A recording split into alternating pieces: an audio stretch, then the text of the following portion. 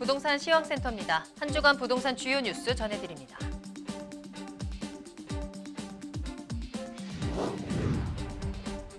홍남기 부총리가 28일 정부 서울청사에서 열린 부동산 관계부처 합동 부동산 대국민 담화를 통해 올해 초 어렵게 안정세를 찾아가던 주택가격과 전세가격이 4월 이후 수도권을 중심으로 다시 불안한 모습을 보이는 데 대해 저를 비롯해 관계정관 모두 송구스럽게 생각한다며 이같이 밝혔습니다.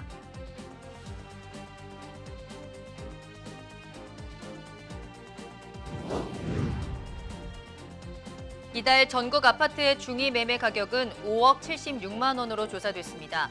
이는 11개월 만에 1억 원이 넘게 오른 것으로 지난달 4억 9,300만 원보다 776만 원 상승했습니다.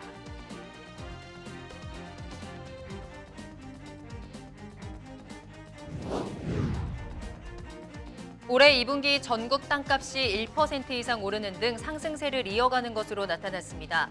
국토부에 따르면 올 2분기 전국 토지 가격은 전분기 대비 1.05% 상승했는데 이는 올해 1분기와 전년 동기 대비 확대된 수치입니다. 시도별로는 세종시가 1.79%로 전국에서 가장 많이 올랐습니다.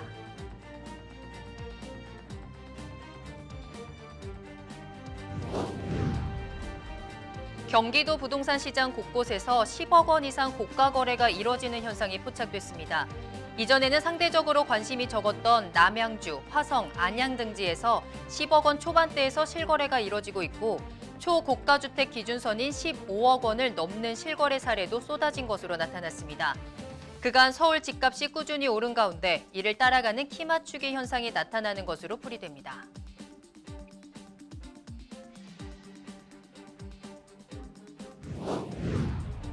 이달 전국에서 19,000여 가구가 입주합니다. 지역별로는 경기도가 9,307가구로 가장 많으며 인천과 서울, 대구, 세종 순으로 입주 가구 규모가 큰 것으로 나타났습니다.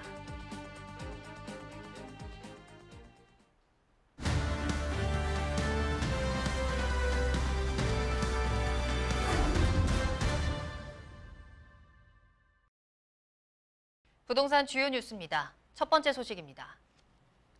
실거래가 18억 원, 11억 원. 서울의 강남이나 마용성과 같은 지역의 이야기가 아닙니다. 바로 경기도 부동산 시장에서 10억 원 이상의 고가 거래가 곳곳에서 이뤄지고 있는데요. 이러한 현상은 어떤 배경에서 나타난 것인지 뉴스토마토 김웅현 기자가 취재했습니다. 경기도 부동산 시장 곳곳에서 억소리가 나고 있습니다. 그간 큰 관심을 받지 못하던 지역에서도 10억 원 이상 고가 거래가 이뤄지는 것입니다. 남양주시에 위치한 힐스테이트 다산 전용 84제곱미터는 이달 19일 10억 6천만 원에 실거래됐습니다. 불과 일주일 전 10억 2천만 원보다 4천만 원 올랐습니다. 남양주시의 다산 한양 수자인 리버팰리스 전용 84제곱미터 매물은 이달 초 11억 5천만 원을 기록했습니다. 이 아파트에서 10억 원을 넘긴 거래가 나온 건 이번이 처음입니다. 구리시에서는 토평 신명아파트 전용 84제곱미터가 이달 초 11억 5천만 원에 팔렸습니다. 초고가 주택 기준선인 15억 원을 넘는 실거래 사례도 쏟아집니다. 화성시 청계동에 위치한 더샵 센트럴시티 전용 106제곱미터 매물은 지난달 18억 원을 기록했습니다. 같은 청계동의 동탄역 시범하나 꿈의 그린 프레스티지 아파트에서도 15억 원을 넘는 거래가 나왔습니다. 이 단지의 전용 113제곱미터 매물은 이달 16억 2천만 원에 매매됐습니다. 안양시에선 꿈마을 금호아파트의 전용 133제곱미터가 이달 15억 5,500만 원에 팔렸습니다. 과천이나 성남 같은 주요 지역이 아닌데도 10억 원, 15억 원 이상의 거래가 이뤄지고 있습니다. 그간 서울 집값이 꾸준히 오른 가운데 이를 따라가는 키 맞추기 현상이 나타나는 것으로 풀이됩니다. 제4차 국가철도망 구축 계획이 발표된 이후 교통 개선 기대감이 커진 점도 집값을 띄우는 원인입니다. 동탄에는 GTX A 노선이 지나고 남양주는 B 노선, 안양은 C 노선이 뚫릴 예정입니다. 구리도 8호선 연장선이 개발됩니다. 이처럼 경기도 곳곳에 집값이 뛰면서 자금력이 부족한 실수요자들은 더 저렴한 집을 찾아 외곽으로 밀려날 것으로 예상됩니다. 뉴스토마토 김흥렬입니다. 다음 소식입니다. 홍남기 부총리가 28일 정부 서울청사에서 열린 부동산 관계부처 합동 부동산 대국민 담화를 통해 올해 초 어렵게 안정세를 찾아가던 주택 가격과 전세 가격이 4월 이후 수도권을 중심으로 다시 불안한 모습을 보이는 데 대해 저를 비롯해 관계 장관 모두 송구스럽게 생각한다며 이같이 밝혔습니다. 이날 브리핑에는 노영우 국토교통부 장관을 비롯해 은성수 금융위원장, 김창룡 경찰청장 등이 동행했습니다.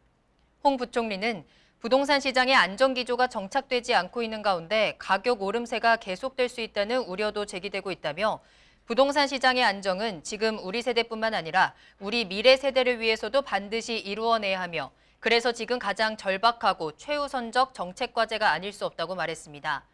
신규 주택 공급과 관련해서는 주택 공급 부족 때문이라는 지적이 많다며 정부도 충분한 공급이 시장 안정의 첩경이라는 점은 깊이 인식하고 있고 양질의 주택이 신속히 공급될 수 있도록 하는 데 총력을 기울여 왔으며 또 앞으로도 더 매진해 나갈 것이라고 강조했습니다. 정부가 인천, 계양 등 3기 신도시를 포함한 수도권 신규 택지에 대한 1차 사전 청약을 시작으로 실수요 매수세 잡기에 나섭니다. 특히 한국주택토지공사 LH 분양에만 적용 중인 사전 청약을 공공택지 민영주택과 3080 도심 공급 물량 등에도 확대하는 방안을 검토한다고 밝혔습니다. 노영우 국토부 장관은 28일 부동산 관계부처 합동 브리핑에서 청년층의 매수 수요가 좋은 입지에 저렴하게 공급될 신규 주택 청약으로 빠르게 전환될 것으로 기대한다며 이같이 밝혔습니다. 과천청사 대체지와 태릉 CC 등도 내달까지 구체적인 계획을 확정 발표합니다.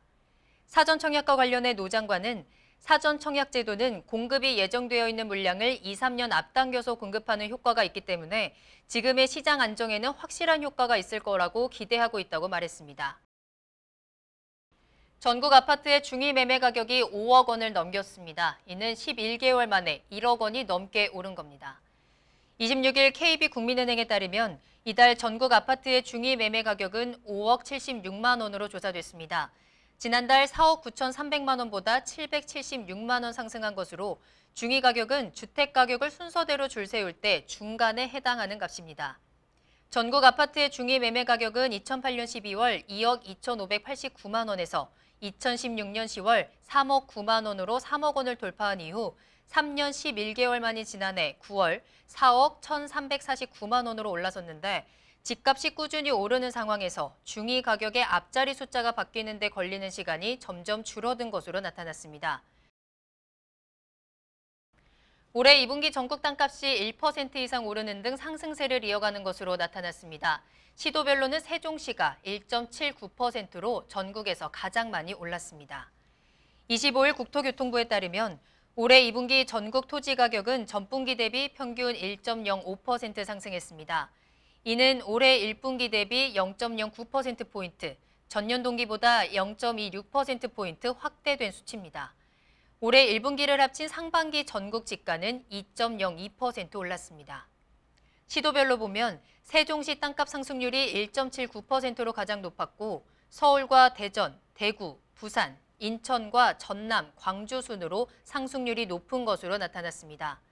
국토부 관계자는 향후 정부 정책 시행에 따른 토지 가격 및 토지 거래량 변동 추이 등을 면밀히 모니터링하면서 이상 현상에 대해서는 적극 대응할 계획이라고 밝혔습니다.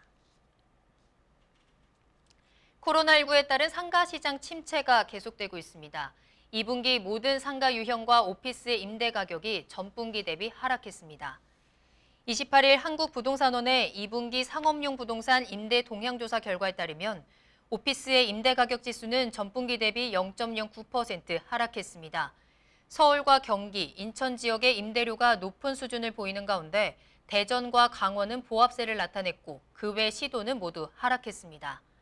서울 지역의 상가 임대가는 0.05% 낮아졌는데 테헤란로와 교대역 상권에서 안정적 수요를 유지하고 있지만 명동과 종로 등 노후 오피스에서 공실이 늘어나고 임대료가 떨어진 배경인 것으로 풀이됩니다. 네, 지금까지 한 주간 부동산 주요 뉴스였습니다. 이어서 다양한 지표를 통해 부동산 시황을 살펴보는 위클리 부동산 시황입니다. 김웅열 기자가 준비했습니다.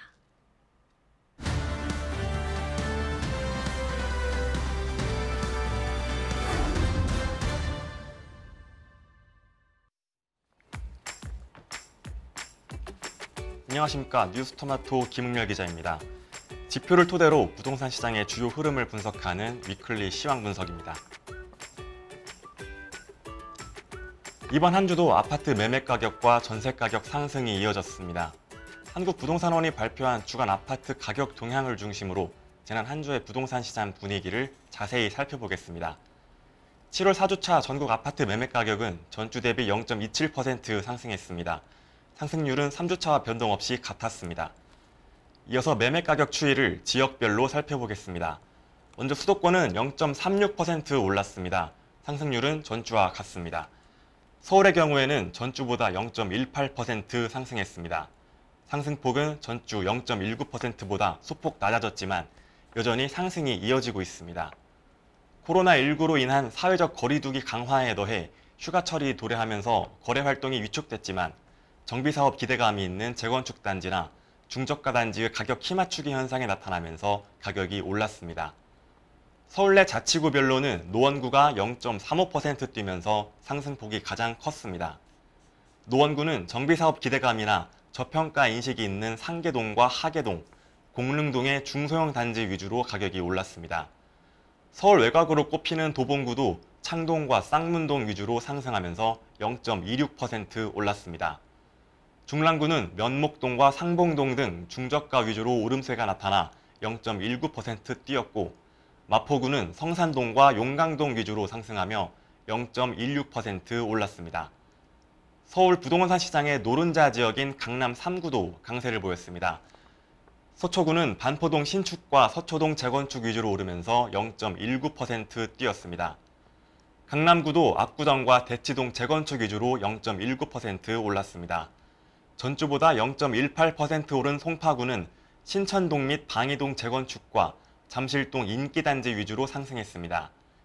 이외에 강동구는 고덕동, 암사동, 명일동 위주로 오르면서 0.16% 상승했습니다.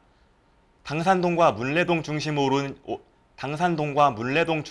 오른 영등포구는 0.21% 뛰었고 강서구도 마곡지구와 방화동, 가양동의 중저가 위주로 상승세가 나타나면서 0.21% 올랐습니다. 다음으로는 인천을 살펴보겠습니다. 인천 아파트의 매매 가격은 전주보다 0.39% 올랐습니다. 연수구가 0.55% 뛰었는데요. 교통 개선 기대감이 있는 옥년동과 청학동 위주로 상승했습니다. 서구는 개발 호재가 있는 경서동, 금곡동, 청라동 중심으로 오르면서 0.45% 상승했습니다. 0.42% 오른 부평구는 일신동과 청신동에서 가격 상승을 견인했습니다. 계양구는 3기 신도시 개발 소식이 있는 동양동과 규련동 위주로 오르며 0.34% 뛰었습니다. 이번엔 경기도로 넘어가겠습니다. 경기도 아파트의 매매 가격은 전주 대비 0.45% 상승했습니다. 대암이동의 준신축 위주로 오른 군포시가 0.89% 급등했습니다. 오산시도 지곡동과 누읍동 위주로 오르며 0.89% 뛰었습니다. 안성시는 공시가격 1억 원 미만의 단지로 수요가 유입하면서 0.85% 상승했습니다. 안양시 동안구는 정주 여건이 양호한 관양동과 비산동 위주로 0.8% 올랐고 안산 단원구는 재건축 기대감이 있는 선부동 위주로 올라 0.75% 상승했습니다. 수도권 외의 지방 아파트 가격은 전주 대비 0.19% 올랐습니다. 울산광역시가 0.27% 올랐고 부산과 광주도 각각 0.25%, 0.21% 올랐습니다. 대전은 0.2% 상승했습니다. 세종시는 전주에 0.05% 상승했지만 4주차에는 0.09% 하락했습니다. 어진동과 다전동 같은 중심지역 위주로 매수세가 감소하면서 하락 전환했습니다. 다음은 전세시장 추이를 살펴보겠습니다. 전국 아파트의 전세 가격은 0.22% 올랐습니다. 3주차 상승률 0.2%보다 0.02%포인트 커졌습니다. 수도권의 경우 0.28% 상승했습니다. 3주차 변동률 0.25%보다 상승폭이 확대됐습니다. 서울은 0.16% 올라 3주차 상승률 0.15%보다 오름세가 더 강해졌습니다. 재건축 2년 실거주 규제를 철회한 영향이 나타난 지역과 더불어 더불어 신규 입주 물량이 있는 곳은 매물이 증가해 상승폭이 다소 줄었습니다. 반면 나머지 지역은 학군지나 정비사업 이주 수요가 나타나는 곳을 중심으로 상승세가 계속됐습니다. 자치구별로는 서초구가 0.23% 뛰었습니다.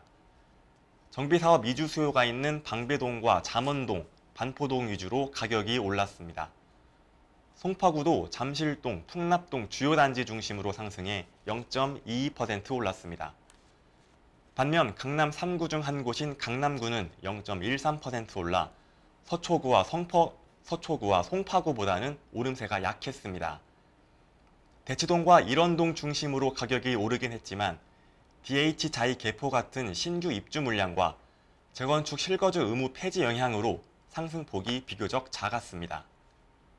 이외에 양천구는 학군 수요가 있는 목동 위주로 올라 0.29% 뛰었고 동작구도 0.23% 상승했습니다. 강북권역에서는 노원구가 0.23% 올랐습니다. 학군이 양호한 중계동과 상계동, 월계동 대단지 위주로 가격 상승을 이끌었습니다. 동대문구는 청량리동과 전농동, 제기동 등 역세권 위주로 오르면서 0.15% 상승했습니다. 0.14% 오른 도봉구는 창동과 쌍문동의 중저가 단지가 가격을 견인했습니다. 용산구는 재건축 이주 수요에 영향이 있는 신계동과 이촌동 위주로 올라 0.14% 상승했습니다. 인천 아파트의 전세 가격은 0.29% 상승했습니다. 연수구가 0.55% 뛰었는데 정주 여건이 준수한 송도 신도시 신축단지에서 매매 가격 상승이 나타나자 전세값도 같이 뛰었습니다. 부평구는 교통 여건이 양호한 부평동과 청천동 위주로 올라 0.3% 상승했습니다. 계양구도 상대적으로 저평가된 단지를 중심으로 0.29% 올랐고 남동구는 논현동 대단지 위주로 상승하며 0.24% 뛰었습니다. 경기도는 0.35% 상승했습니다. 시흥시가 0.82% 급등했는데 정왕동 중소형 단지와 대구 신도시 위주로 가격 상승에 나타났습니다. 군포시는 산본 신도시와 금정동 등 구축 단지 중심으로 0.65% 올랐습니다. 평택시는 상대적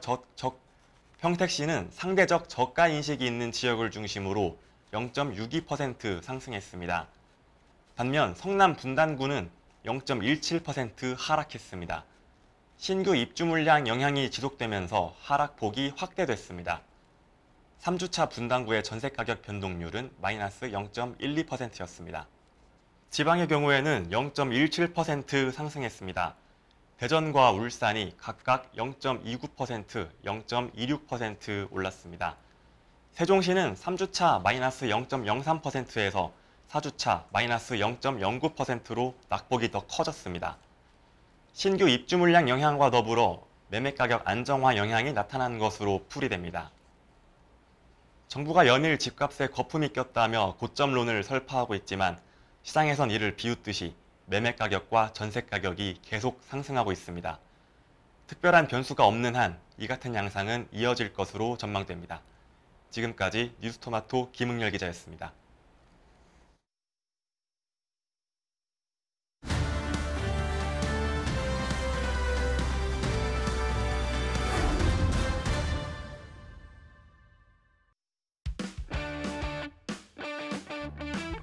이번 주 주요 청약 정보 확인하는 청약 캘린더 시간입니다. 오늘은 김응열 기자와 함께 이번 주 화제가 되는 청약 단지 확인해 보겠습니다. 김응열 기자 안녕하세요. 안녕하세요. 자, 이번 주에는 어떤 청약 스케줄을 확인해 봐야 될까요? 네, 이번 주에는 수도권과 지방 곳곳에서 분양이 예정이 되어 있습니다. 먼저 수도권 먼저 보시겠습니다. 네, 수도권선 인천에서 분양이 나옵니다. 네, 인천 계양시 작전동에서 힐스테이트 자이 계양이 8월 3일 1순위 청약을 진행합니다. 이 아파트는 계양 1구역 주택 재개발 정비 사업으로 진행됩니다. 총 2,371가구 중에서 812가구가 일반 분양 물량입니다. 주택 면적대는 전용 39제곱미터부터 84제곱미터까지 소형과 중소형 위주로 구성되고요. 단지 내부 커뮤니티 시설로는 피트니스 센터와 실내 골프 연습장, 그리고 스크린 골프 연습장 같은 운동시설이 조성됩니다. 이 아파트는 인천 지하철 1호선 작전역과 간선 급행버스 노선인 BRT 정류장을 걸어서 이용할 수 있는 그런 입지에 위치합니다. 역세권이네요. 네, 역세권입니다. 그렇죠? 예. 네. 이와 더불어서 이 단지 인근에는 SBRT라고 불리는 이 슈퍼 BRT가 구축되는데요. 네. 인천 계양에서는 부천 대장지구까지 이어지는 노선입니다. 이 노선은 2026년 개통 예정입니다. 이외에도 경인고속도로와 수도권 제1순환 고속도로 같은 광역도로 교통망도 가깝습니다. 도로 외의 주변 인프라로는 단지 반경 2km 내에 홈플러스나 이마트, 롯데마트와 같은 대형마트가 있고요. 영화관이나 아울렛 같은 편의시설도 다수 위치합니다. 네. 일단 교통적인 장점이 가장 큰 것 같습니다. 또 그런 노선들이 개통이 됐을 때는 앞으로 더 가치가 올라갈 수 있으니까 많은 분들이 또 관심을 가지고 계실 것 같네요. 자, 다음으로는 어디로 갈까요? 네, 다음으로는 경기도 평택 살펴보겠습니다. 네. 자, 평택시에서는 평택시 지제 자이가 접수를 앞두고 있습니다. 네. 세교동 영신 도시개발지구 A3 블록에서 이 물량이 나옵니다. 단지는 총 1052가구로 조성되고요. 평형대는 전용 면적 52제곱미터에서 113제곱미터까지 구성됩니다. 이 아파트는 SRT와 1호선 환승역인 평택 지제역을 걸어서 이용할 수 있습니다. 평택 지제역을 출발해 강남역까지 가는 광역 급행버스도 운영 중인데요. 강남 이동이 가능합니다. 여기에 평택 제천 간 고속도로, 평택 화성 간 고속도로, 서해안 고속도로, 경부고속도로 같은 광역도로망과 1번 국도, 45번 국도 등도 인접합니다. 지난해 10월에는 스타필드 안성이 문을 열었는데요. 이곳도 이용하기 수월합니다. 또 반경 약 2km 거리에 삼성전자 평택 캠퍼스를 비롯해서 LG전자 5개 업종의 입주가 예정된 진위 2 일반 산업단지와 LG 디지털파크 일반 산업단지 같은 대규모 산업단지도 위치합니다. 아울러 도시개발지구에 위치하기 때문에 각종 인프라를 포함한 주거 환경도 준수할 것으로 예상됩니다. 근린 생활시설과 준주거 등 주거시설을 비롯해 공원, 녹지, 유치원, 공공청사 등 기반시설이 조성될 예정입니다. 이 단지의 1순위 청약일은 8월 4일과 5일입니다. 입주는 2023년 6월 예정입니다. 네, 뭐 평택이야 워낙에 업무 단지가 잘 갖춰져 있기로 유명한 지역이니까 이에 대한 수요도 좀 잘 받아갈 수 있을 것 같아요. 자, 지금까지 이제 수도권의 청약 단지들을 살펴봤는데 이번에는 지방으로 한번 가볼까요? 지방에도 청약 단지가 굉장히 많이 기다리고 있는 것으로 알고 있습니다. 네, 요즘 건설사들이 지방에서 분양을 많이 그러니까요. 준비를 하고 네. 있습니다. 먼저 지방 살펴보시면은 천안, 충남 천안으로 가겠습니다. 천안이면 뭐 굉장히 가까운 지방이잖아요. 네, 그렇죠. 그렇죠. 천안에서는 천안 한화 포레나 천안 신도 아파트가 분양을 시작합니다. 이 아파트는 총 602가구 규모의 단지입니다. 전용 76제곱미터부터 159제곱미터까지 중소형과 중대형 면적대로 구성됩니다. 주변으로는 경부고속도로 천안 IC, 1번 국도, 천안대로 등을 이용할 수 있고요. 천안 종합고속버스 터미널과 천안터미널도 인접합니다. 수도권 전철 1호선 두정역도 이용을 할 수 있고요. 삼성 SDI와 외국인 전용 산업단지로 출퇴근하기가 편리하다는 것도 특징입니다. 다음 세대 내부 특징 살펴보겠습니다. 네. 세대 내부 특징으로는 전 세대가 판상형 포베이 평면으로 구성돼서 통풍과 환기가 용이합니다. 또 공간 활용을 극대화하기 위한 현관 창고, 주방 팬트리, 드레스룸 등 수납 공간도 눈에 띕니다. 굉장히 중요한 포인트거든요, 그게. 그렇죠. 수납 공간이 많다는 거. 맞습니다.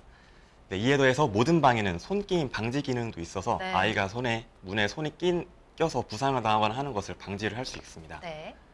1순위 청약은 8월 3일부터 4일까지 진행됩니다. 계약금은 10%, 중도금 60%에 잔금 30%로 분양 계약이 진행됩니다. 중도금은 이자 후불제를 적용합니다.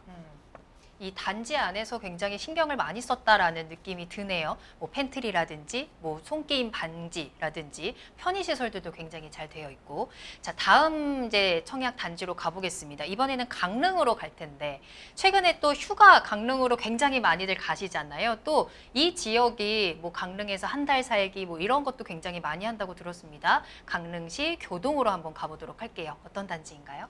네, 강릉 교동 단지 설명드리겠습니다. 네. 강릉 교동에서는 강릉 롯데캐슬 시그니처가 8월 3일 1순위 청약 접수를 받습니다. 이 아파트는 1,305가구로 조성됩니다. 모든 가구가 일반 분양 물량으로 풀립니다. 주택 면적대는 전용 84제곱미터부터 185제곱미터까지 다양하게 구성됩니다. 포베이 판상형 위주의 설계가 적용되고요. 거실과 주방을 마통풍 구조로 설계했습니다. 아울러 이 단지는 민간공원 특례 사업으로 공급되는데요. 네. 이 민간공원 특례 사업이라는 건 5만 제곱미터 이상인 도시공원 계획 부지의 70% 이상을 공원으로 조성해서 지자체에 기부 체납하고요. 네. 나머지 30%는 주거시설로 조성하는 사업입니다. 덕분에 단지 주변으로 녹지가 굉장히 풍부합니다. 공세권이 되겠네요. 네, 맞습니다. 이 인근에 교동 7공원이 있는데 단지와 함께 조성되는 24만 제곱미터 규모의 공원입니다. 이 공원에는 6개의 테마숲과 더불어서 1개의 둘레길 등이 조성됩니다. 또 규제가 약한 단지라는 점도 눈에 띕니다. 강원도가 비규제 지역이기 때문인데요. 네. 강릉시 거주자뿐 아니라 강원도 거주자도 청약통장 가입 후에 6개월이 지나고 지역 면적별 예치금만 충족하면 세대주나 주택수에 관계없이 1순위 청약이 가능합니다. 입주는 2024년 11월 예정입니다. 규제가 약한 지역이라고 하니까 굉장히 또 솔깃해지기도 하네요. 자, 지금까지는 이제 이번 주에 청약이 시작되는 단지들에서 살펴봤습니다. 자, 그런데 이번 주에 또 두근두근 하면서 기다리고 계시는 분들도 있을 것 같거든요. 이번 주에 또 당첨자 발표가 진행되는 단지들이 있잖아요. 그쪽도 한번 살펴볼까요? 네, 이제 다음 당첨자 발표가 예정된 단지 설명드리겠습니다. 8월 3일에는 힐스테이트 익산의 당첨자가 발표됩니다. 네. 이 단지 같은 경우에는 이제 전북 익산시 마동에 조성되고요. 아파트는 7월 27일 모집한 1순위 청약에서 평균 34대 1의 경쟁률을 기록했습니다. 일반 분양으로 풀린 251가구에 8,609명이 접수했습니다. 네, 이 단지의 입주는 2024년 1월 예정입니다. 알겠습니다. 자, 굉장히 또 강한 경쟁률을 보여줬던 단지입니다. 이제 8월 3일에 당첨자 발표가 난다는 점 좀 체크를 해드렸고요. 다음 단지 한번 가볼게요. 이번에는 세종입니다. 여기는 경쟁률이 더 셌다고 들었어요. 한번 알아볼까요? 네, 세종 말씀드리겠습니다. 네. 이제 8월 4일 GS건설 컨소시엄이 짓는 세종 자이더시티가 당첨자를 발표합니다. 7월 28일 진행된 1순위 청약에서 이 아파트는 평균 199대 1에 달하는 경쟁률을 어마어마하네요. 네, 어마어마합니다. 이제 일반 분양 물량 1,106가구에 총 22만 842명이 몰렸습니다. 네. 전국구로 청약이 가능한 데다 특별 공급 물량을 제외한 일반 공급 물량 중에서 약 50%가 추첨제 물량으로 풀리면서 이 당첨 가점이 낮은 이들이 다수 몰린 것으로 분석됩니다. 입주는 2024년 7월 예정입니다. 지금까지 주요 청약 일정 소개해드렸습니다. 네. 자, 오늘 이렇게 김웅렬 기자와 함께 이번 주 주요 청약 단지 또 일정들 체크해 드렸습니다. 관심 가지시는 분들 또 부지런히 좀 한번 움직여 보시면 좋을 것 같고요. 김웅렬 기자 오늘 수고하셨습니다. 감사합니다.